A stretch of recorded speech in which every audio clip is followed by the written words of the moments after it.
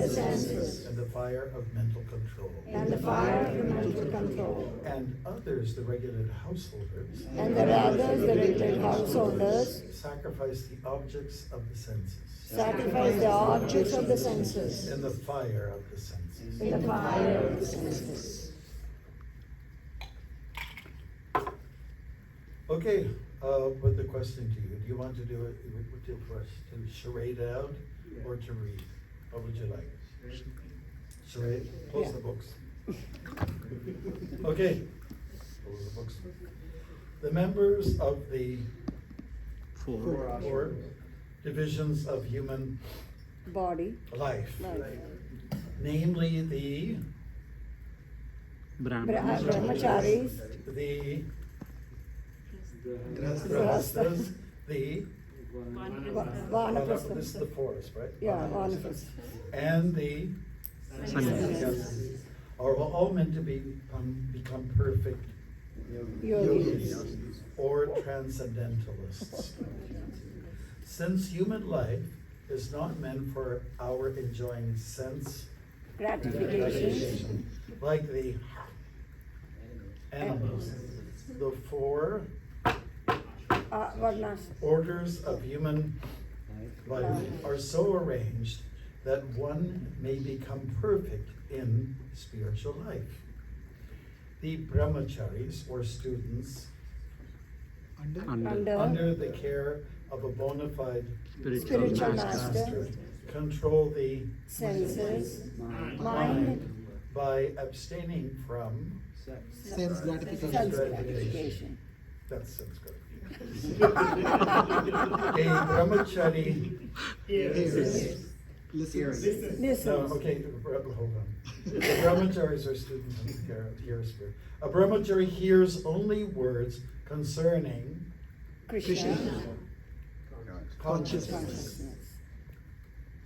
Hearing. Hearing is the basic principle for Under. Standing. and therefore the pure brahmachari Upanayana. engages. Of course, he's not supposed to, but engages fully in Hare Namam Kirtanam, chanting and hearing the glories of the Holy Holy. He restrains himself from the vibrations of No. Material and energy. sounds. Sounds. Okay. Let's see, I lost my place. Thanks a lot. And his hearing is engaged in the transcendental sound vibration of Hare Hare Krishna, Krishna, Hare Krishna, Krishna, Krishna Krishna, Hare Hare, Hare Rama, Hare Rama, Rama Rama, Hare Hare. Similarly, the householders who have some license for sense Sense gratification. gratification perform such acts with great restraint. All right, sex life, Drink. intoxication, drinking regular water, yeah, right? Plastic water. And Meat eating. meat eating are general tendencies of human society. Tea.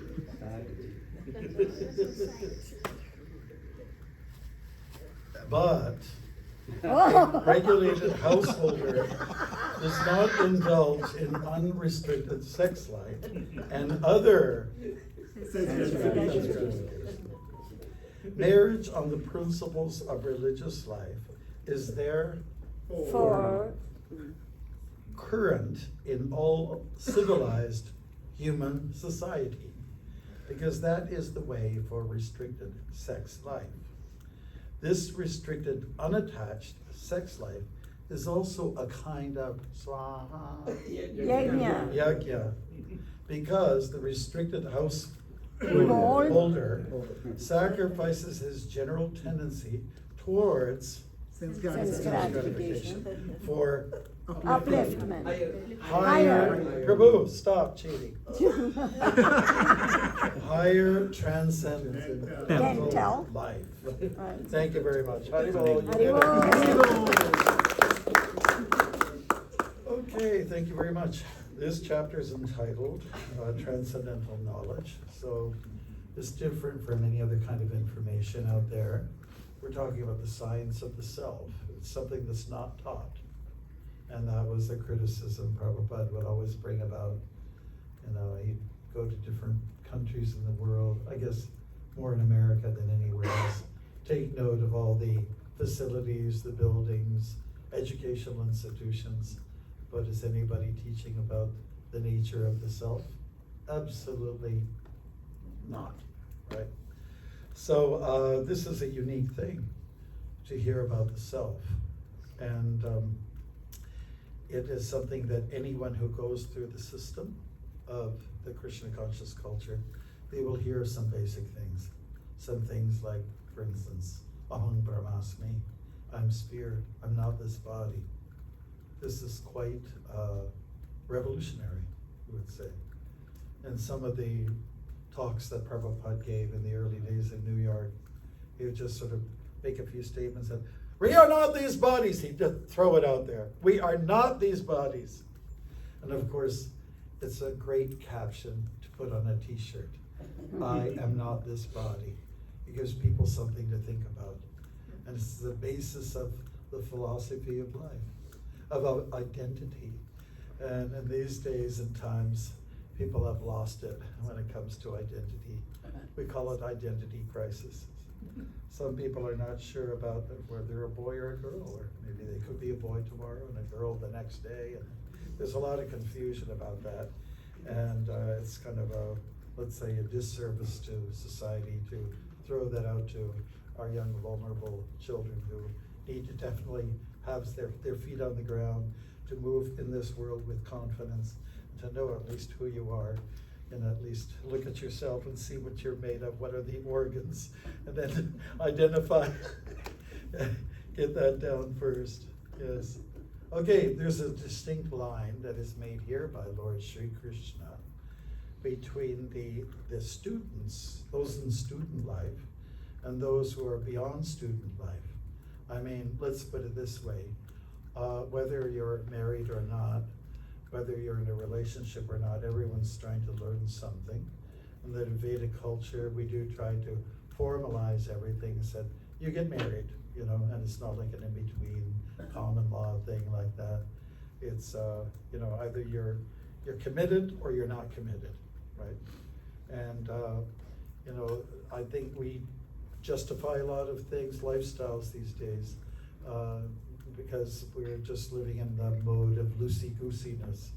And there's really a need to get firm, put your feet firmly on the ground, which I should do right now, and kind of forge ahead, going step by step, and not really crawling around or pussyfooting around, as they say, you know, dancing, Delia. I guess I'm a real stand-up for some people here. Okay, so there's a line, a marked difference here. Even in the Grihastha life, we're supposed to be some kind of student and do some kind of restraining of the senses. There's supposed to be some kind of control. No. And this is what we're known for. Do you remember in the days when we were having trouble in the mid-70s and we were being under attack, first of all by the deprogrammers, and we were also being under attack by, you know, different individuals who took us to be like cult members of a sinister cult. And in some cases we had to go to court, and the famous court case with Judge John Leahy, I think was his name, you know, he made a statement that we are coming from a tradition from India, dates quite a ways back there, and that we're following an old tradition that dates back thousands of years, actually, and is followed by millions of people. So in this particular, the judge had ruled that we're bona fide. We've got, we're steeped in certain traditions, and we're just not a fly-by-night group. And that's what was the perception in the beginning by some of our, local people. They just didn't know where to place us. In those days, there were not even any kung fu movies, out there. So people couldn't understand who are these bald creatures here and going out in the public, and they had no reference point, right? So there was, we had some difficulty. We were charged for brainwashing people, and Prabhupada's retort to that was, tell them that we do wash brains, that your brains are stool bound, so therefore there's a need to wash them. And when it comes to mind control, well, the whole idea about the yoga process is to learn to control your minds. And when you control your kids. We don't leave the doors open, let them run wild when they're babies. Same thing with pets. You have them on a leash. There has to be control in life, So anyways, we were, let's say, equipped by Prabhupada's arguments to defend ourselves, against these allegations that we're sinister, we're up to no good. I remember on one of the walks I did across Canada, that's the third time, it was Janmashtami Day, and I was in a place called Prince Edward Island. Anybody ever heard of that? Well, there was an old railway line. They took out the ties and they just made it like a walker's paradise, a cyclist paradise, and it was on the Janmashtami Day.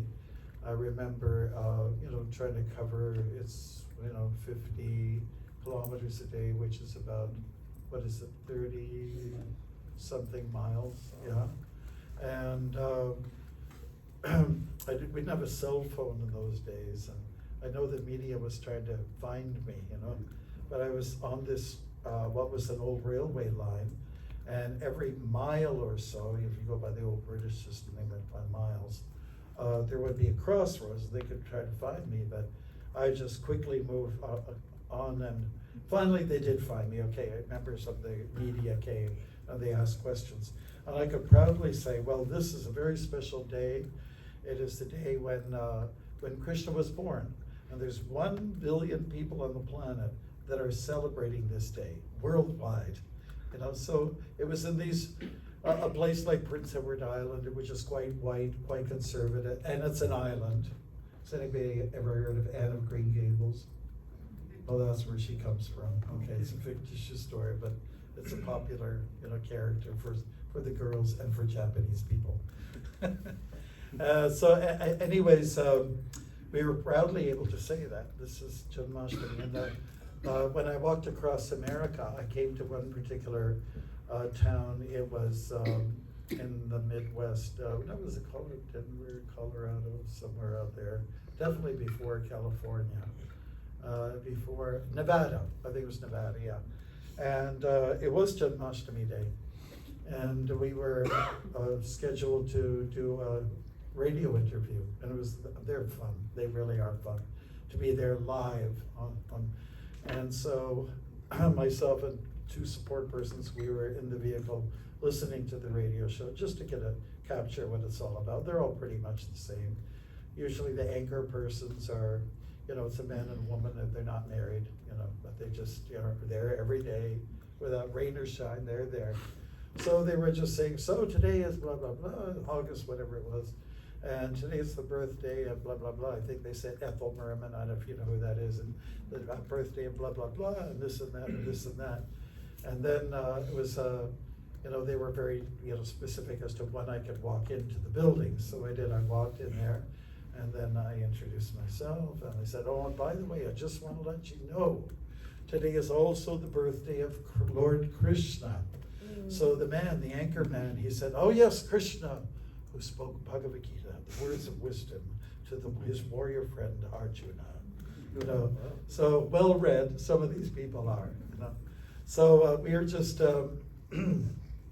going about trying to broadcast the glories of Krishna, and let people know that we're not just a small group of individuals, that people all over the world honor the Supreme Lord Krishna. And nowadays people are a little bit like that, a little more informed. I'll be walking, and then sometimes people mistake me for being a, moving traffic cone or something from the distance. Or I'm mistaken for being an escapee from a prison because of the color. But once they kind of figure out, they'll pull over and they'll ask a lot of questions. And so they said, so I know a little bit about Krishna. Yeah, Krishna, India, right? Yeah. Or Vishnu, something to do with Vishnu.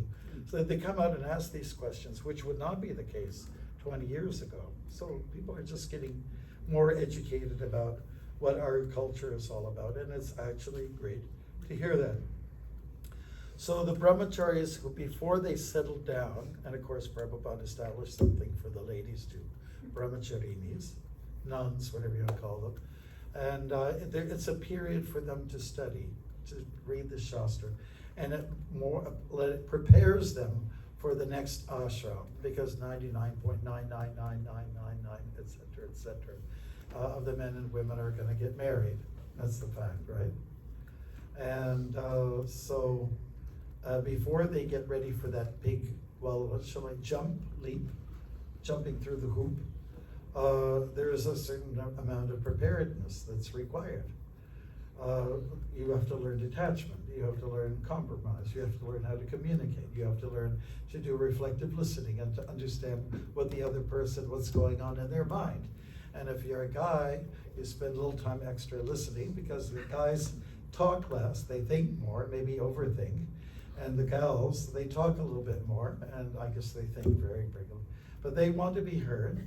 And a man usually is of the opinion that, well, okay, honey, I'll fix the problem. Don't worry about it. And then we can end that. Can we get on to another subject? And the lady will simply say, no, I don't want you to fix the problem. Don't get the tools out. Don't bring the toolbox in. Don't fix the problem. I don't want you to fix it. I just want you to listen to me. That's all. Okay. And the man has to be given a little free time to be in his time in the cave, or go out in the lake in the canoe and by himself. There has to be a little bit of, an understanding that there's two different planets, they've come together, and they like each other for a while. And then after a while, the yajna begins. Because the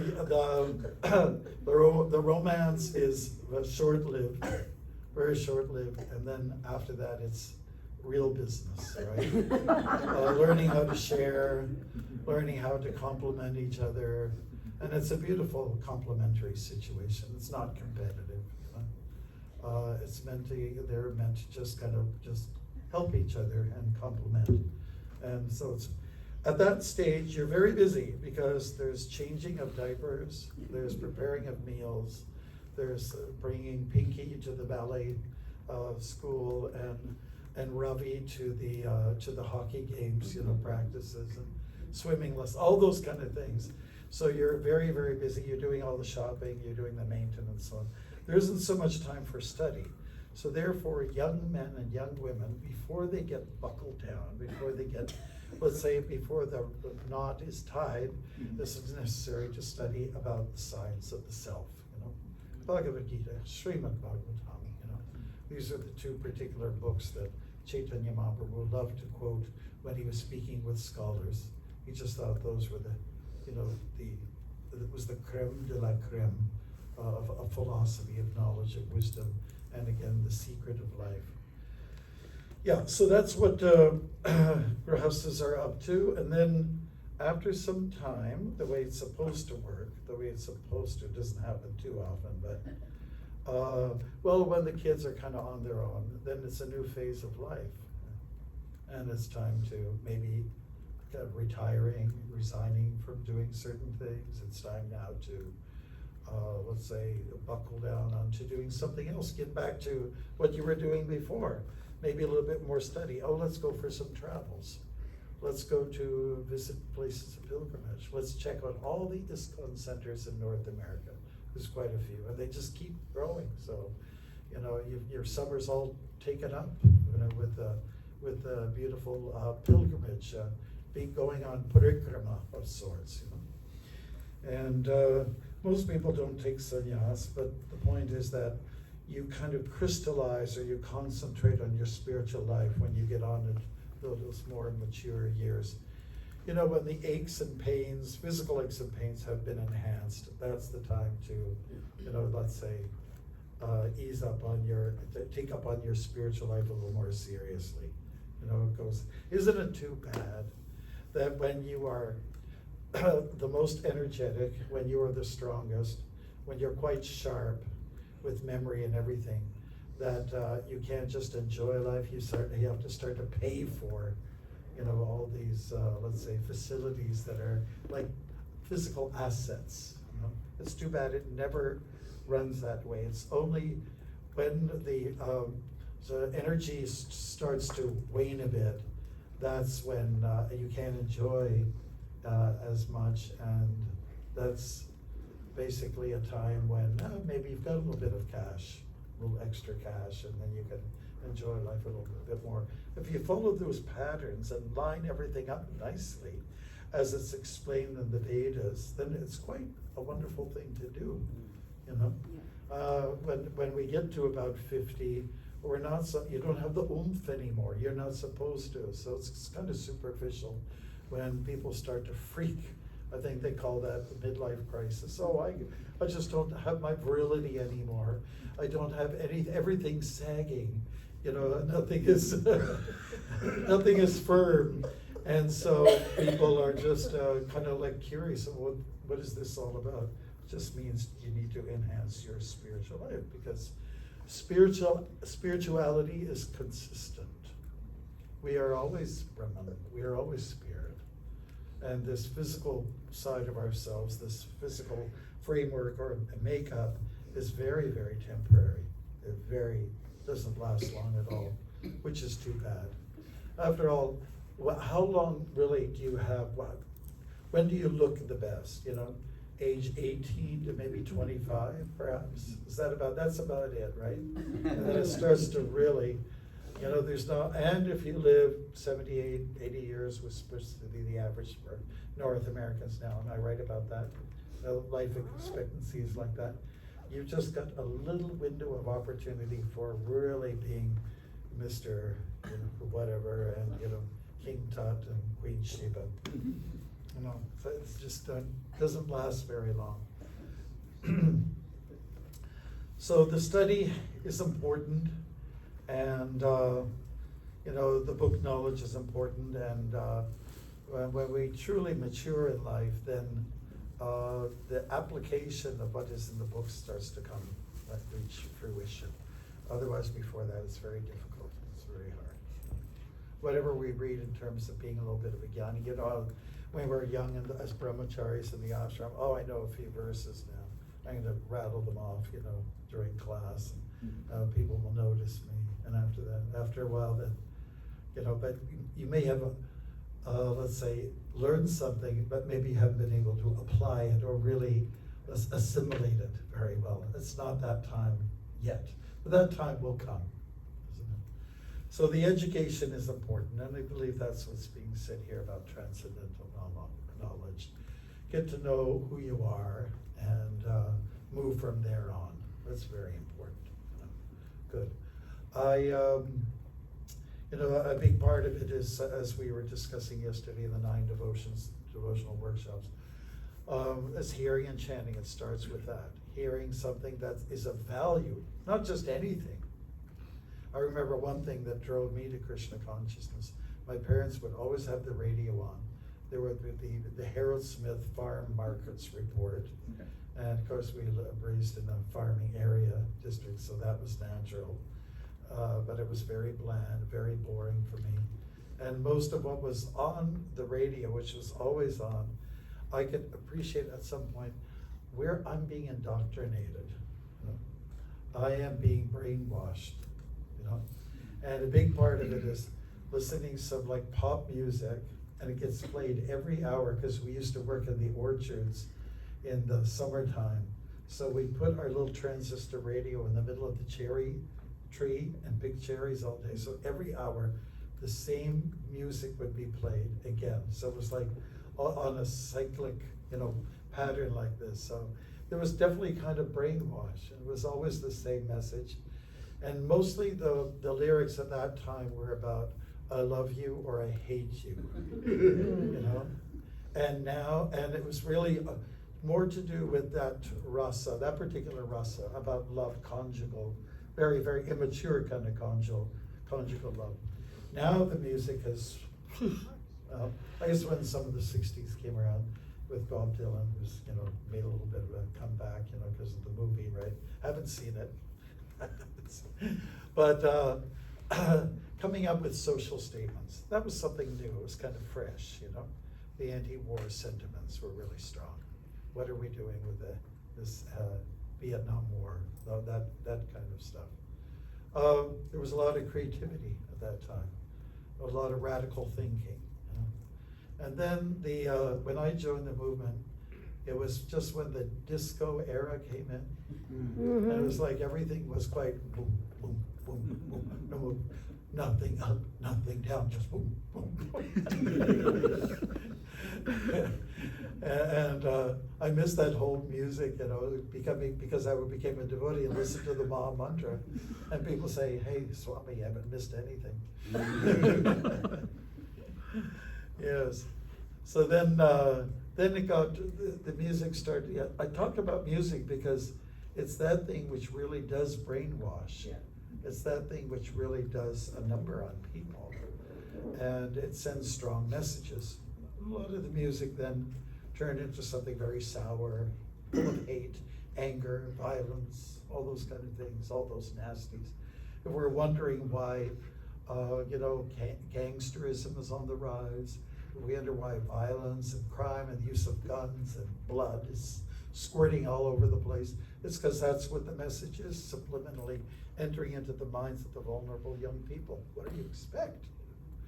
And if there's people are putting fires all over the place, what do you expect? That's what, if big cars are crashed, what do you expect? Guns everywhere, blood. That's what we're hearing. So there, how many times has the Statue of Liberty been blown up into little smithereens, you know? There's some subliminal messages being sent out there on what some people can do. And every time I see this very distasteful kind of graffiti, there is some graffiti which is quite wonderful and artistic, you know, because some of the buildings are so plain and very square. You know, it's a box culture we live in. They deserve to have something painted on them when it gets very scruffy, and because you can understand, those are just kids. Usually it's boys who are not being loved. They're not being given attention. They've never had a life, and so they're misdirected, and they can't think of anything better to do but to make some kind of statements. I want attention. So this is really the problem. So it's good to start off on a good note and start off in the early period of your life to hear a little bit about Shastra and to just get a little strict about that. And that's what this is really all about. Krishna is taking Arjuna through the system, the Varna and Ashram system. Chatur Varnyamaya Shvistam Guna Karma Vibhagsha. So guna means it's the nature of a person, and karma means your behavior, how you react to things. So based on those two things, we fit somewhere, we're slotted somewhere that makes us feel comfortable. You know? But all along, doesn't matter what age we're at, what phase of life, we're supposed to have some training, some discipline, some control. It's actually an incredible blessing to have discipline. And those of us who came to Prabhupada's lotus feet in the early days, we were getting that. We were attracted to him. He was like a grandfather figure for us. And he was telling us things to do. Don't take alcoholics. Don't take any narcotics. Don't take drugs. Don't do this and don't. So many things that really we benefited from in the end. And as far as sense gratification goes, it's written right here, there is some license. How many people remember that? License for sense gratification. Have you heard that before? License. We're quite, entrenched in the lingo of ISKCON. License for sense gratification. But even that is very, very controlled. When people hear about how some devotees live this, really? Yeah, really. We're all about the old order, we're all about old school items, you know? And because the sort of the current affairs have not worked out. Just to put it in plain English, it ain't working out. Now, ain't is not a good word, right? But it's also part of regular parlance of today, ain't. You know, if you want to write a song, you have to put ain't in there. you know. And you have to sing with a southern drawl, isn't it? If you want to be popular as a vocalist, you have to sound southern, even though you're a northerner, right? It's all a brainwash, you know? Why can't you sing your own song? Somebody should tell Mick Jagger that, why is he sounding like some southern guy from the deep south? Anyways, I don't know if you know who I'm talking about, but you're spared.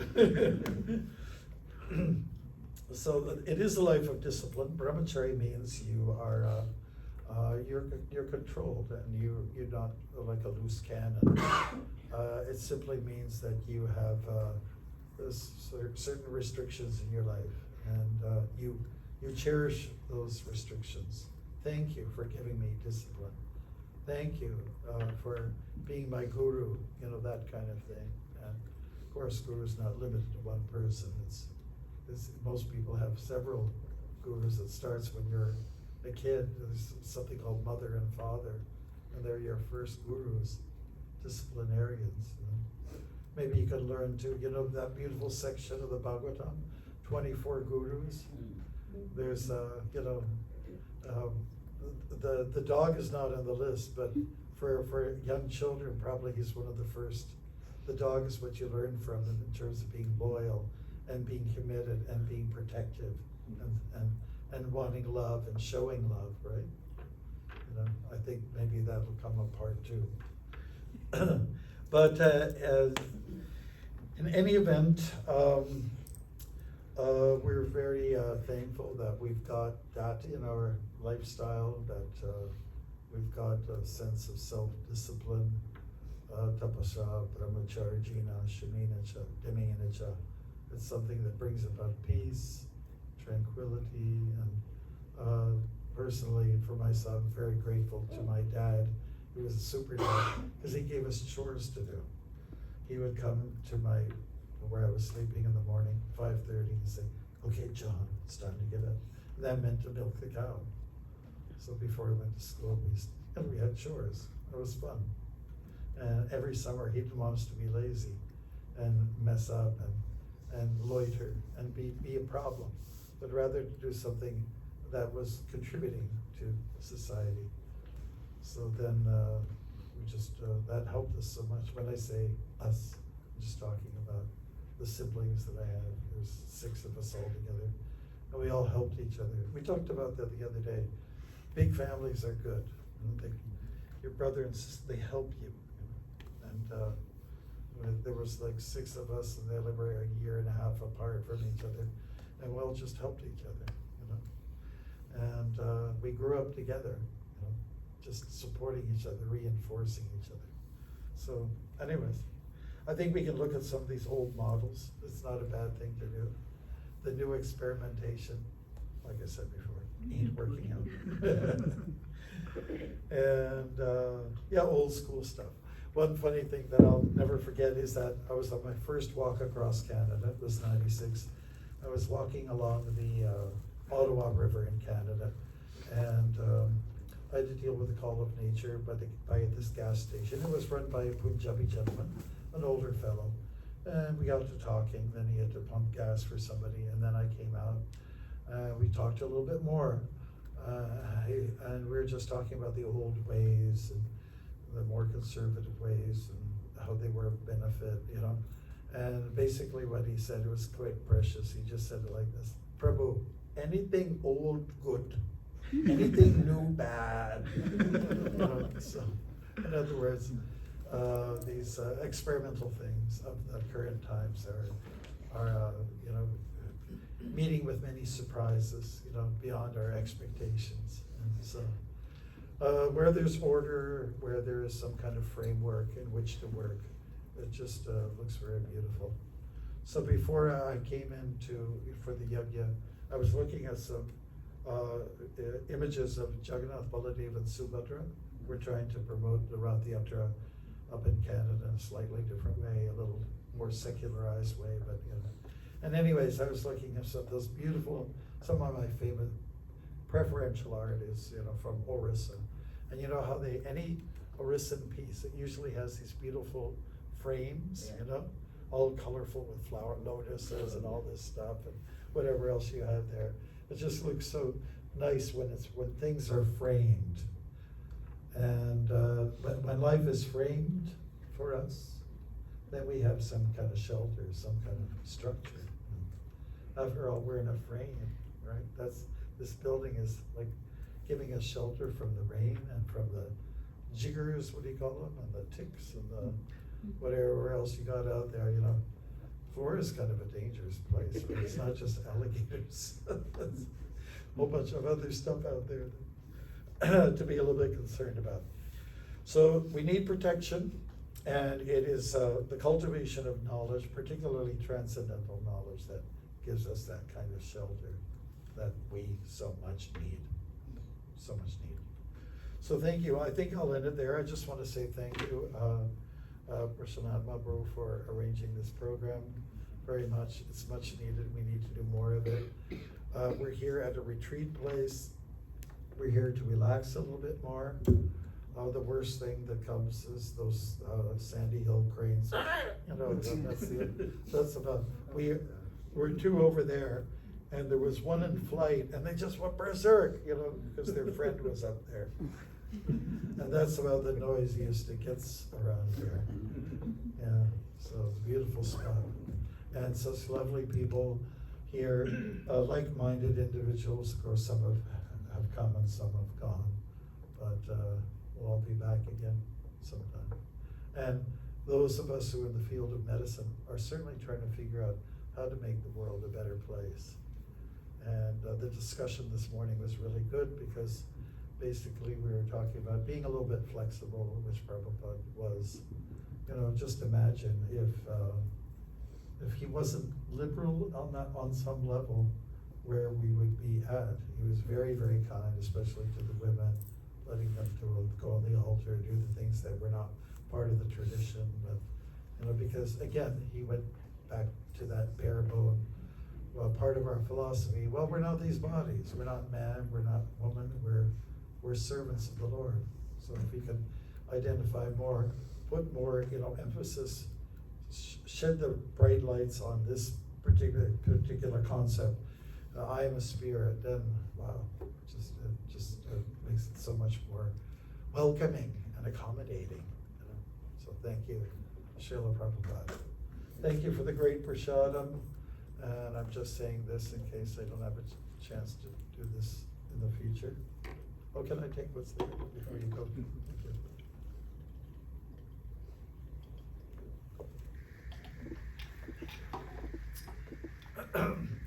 And what else can I say? Thank you. These seminars are very enriching.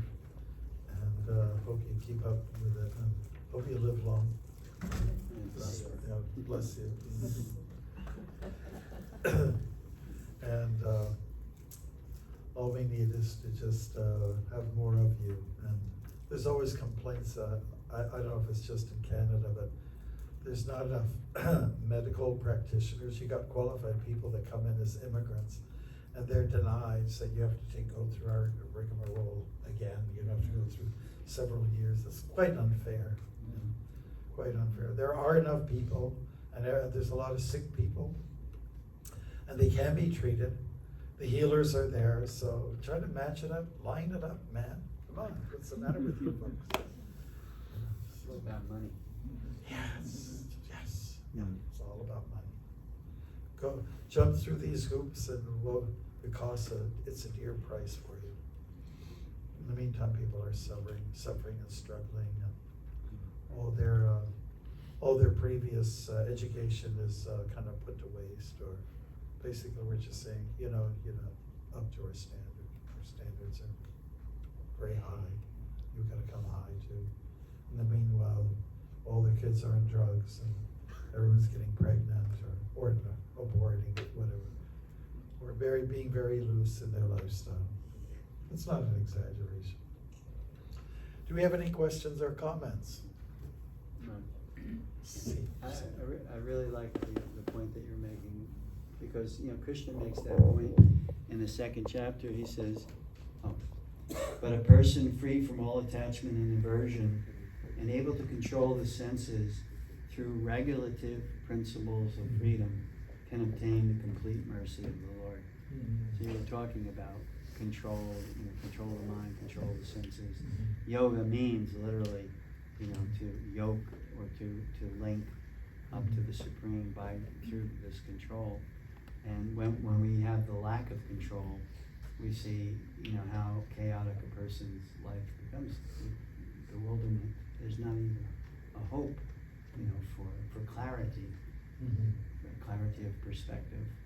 Clarity of perspective means sattva gun. Sattva gun is cultivated by yogic mind and its sister science, Ayurveda. And these two things will help us to cultivate a sattvic mind, and from there we have the ability to see things clearly in a proper perspective. I like the theme that they put out there, the Grihastha Vision team. They say, tightening the bonds that free us. So if you want to get free, people talk about freedom in a very loose way. And the way to get that freedom is like you have to earn it. And that comes through discipline, regulations, regulative principles. It's not the other way around. First tighten up, and then you'll understand what real freedom is. Tighten up and lighten up. Yes, that's right, that's right. Good. Any other points? Yes, go ahead. Hare Krishna Maharaj, thank you so much. It was so wonderful. I have two questions, Maharaj. One is, can you explain a little more about, we have to frame our life? And another one is, nowadays the children, when they have to do homework, they usually listen to some music. So they say that that gives them to concentrate on their studies. So can you put some light on that so my son can hear? So the educators are trying to say, listen to some music. Yeah, they say. While you're doing your studies. They recommend also if it is working for them, they can listen. But like the way we grow up, we feel like we should concentrate on one thing. Yes. We cannot do multiple things in the same time. So, but here they prefer that they let them listen to the music when they're doing math or English or whatever. So, Well, I agree with you that I don't think it's a very easy thing to accomplish, to do 2 or 3 or 4 things at one time.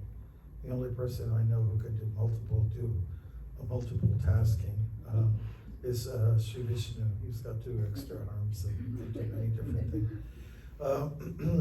I was young, a teenager. I would just watch TV a little bit while doing homework, and it wasn't a good formula. But the homework was too dry. It was too austere. It wasn't fun. I think there's a problem with the way they're teaching then and still now, and you learn a lot just by being outside. But kids are inside all the time in a square box with a square unit called a computer. And usually people wear square clothes, and the room is square, the chair is square, and the teacher's square. So, how are you supposed to get fun how eke out joy?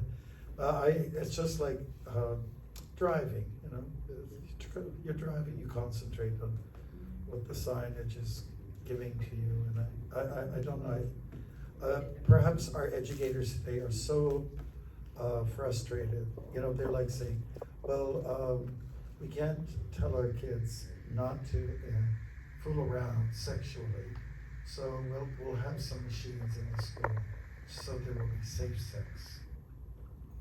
So I think they're just frustrated, either that or just confused themselves.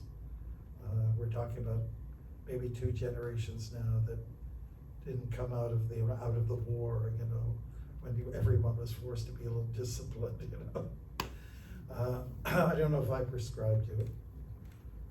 Every day I do some journaling about what happened the day before, and I find I can't have music around. It's got to be quiet. You know, it could be 1 o'clock in the morning, and that's the time when I can just jot something down or do poetry, and I can't have music playing at that time.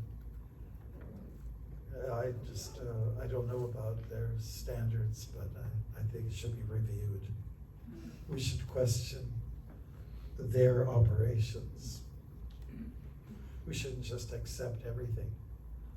Like I might have some issues with the deity ministry. I don't agree with a lot of things that they have set up as standards, you know. And I would like to be able to talk to them and say, listen, whatever may have been said here, letter that referred to 1972, do you think it applies to today? Everything that was said then? So I may not agree, and so I hope we can question and says, would you consider altering your standards? You know, maybe we could do things a little differently. I don't think it's possible to play Led Zeppelin while you're trying to. That doesn't mean anything to you. Trying to do something with their fixation, and you're playing some, you know, like crazy, destructive music. I don't prescribe to it. I don't think it works. Well, what teachers are contending with now, I was a teacher in high school, and what teachers are contending with is the all-pervasive cell phone. Oh yeah. And you know, what they have, what kids have access to, their minds are used to so many images per second, you know, literally just thousands of images. And you know, it's quite the opposite of control, you know, controlling the mind, focusing the mind. So I think what they're trying to do, and unsuccessfully at that, is they're trying to harness it in to at least 2 or 3 streams of thought, rather than, you know, focus. You know, and so they're saying some music, it'll keep them a little bit corralled, but it definitely does not work. We're not teaching the children how to focus, how to concentrate. Rather, you know, they're just getting into this multi-streaming in the brainwaves. Yeah. The environment is such. Yeah, absolutely. I think we're just speaking the same thing. Like this is a very nice atmosphere for learning here.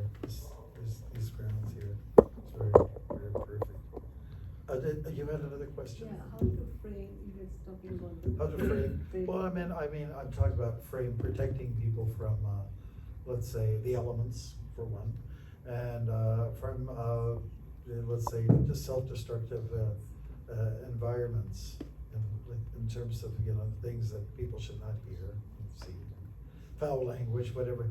Protect yourself. And when I mean framework, I'm talking about a roof, I'm talking about walls and a foundation, and, you know, a place where you can lock your door, and you might have a gate, and all those, that kind of framework. And for us, it means a little bit the framework of, you know, following those regular principles that we're talking about. That's framing your life, you know, so you're locked in and protected from what could be very damaging outside.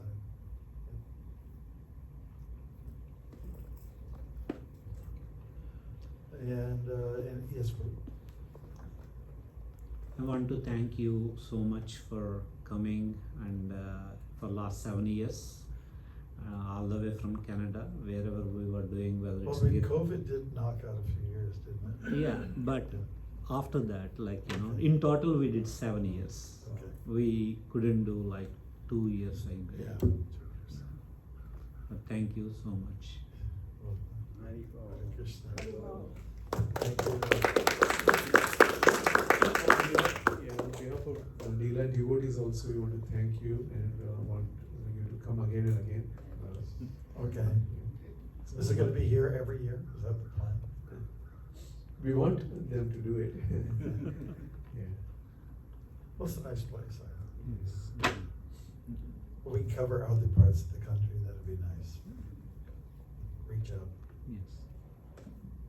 Every community should have this kind of seminars, workshops. Okay, thank you very much. I guess we should, Yeah, Krishna. So this afternoon, it will be like more casual. We are all around. We can, after the prasadam, we can sit and discuss. Because one of the feedback we got yesterday is it's too scheduled, right? Back to back to back. So this afternoon it is all loose. So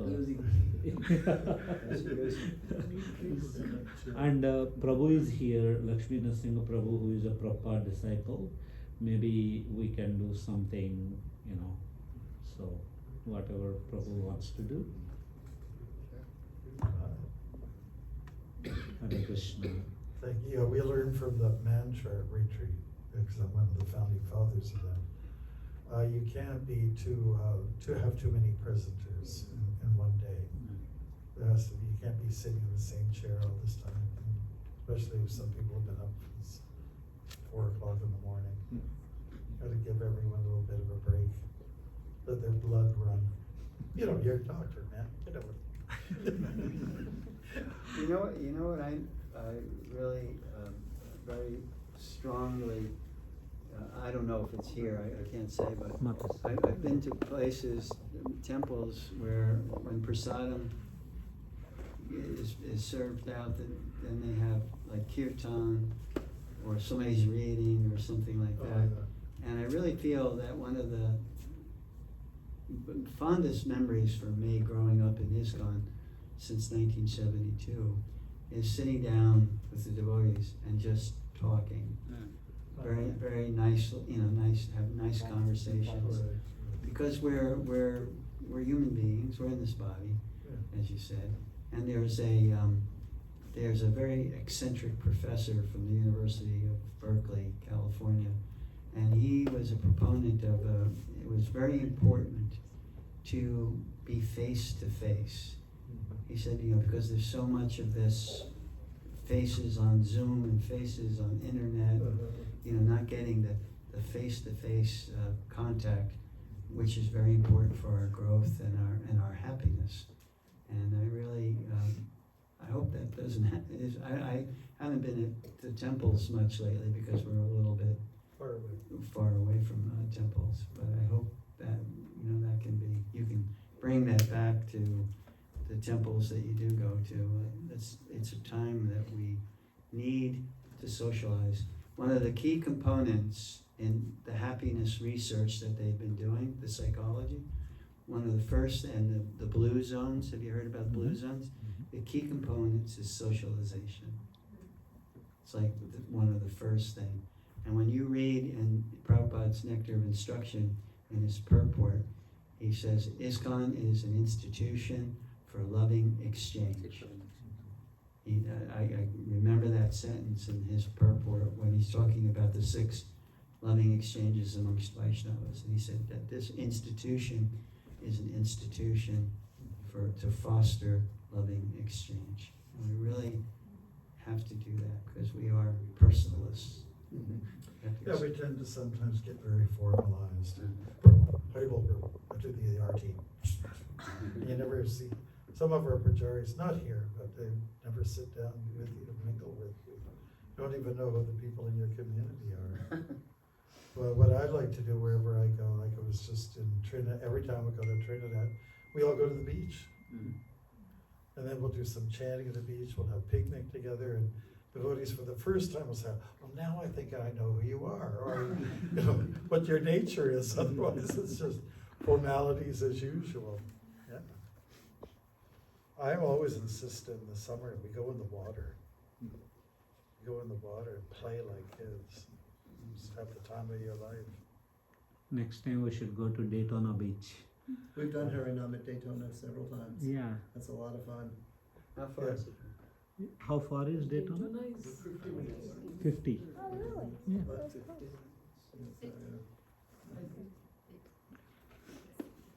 But even if it's not with a purpose, other than being with each other, you know? It's not that we're going there for Harinam to convert everybody. let people see that we are humans. You know, that's very attractive for them, instead of just being locked into a bubble. Even when there's kirtan, should we not be enjoying each other a little bit, seeing each other, you know, having the eye contact? Should it just be me and God? You know, and to hell with everybody else. Hare Krishna. Hare Thank you very much. Shishi Gaur Nitai ki Jai.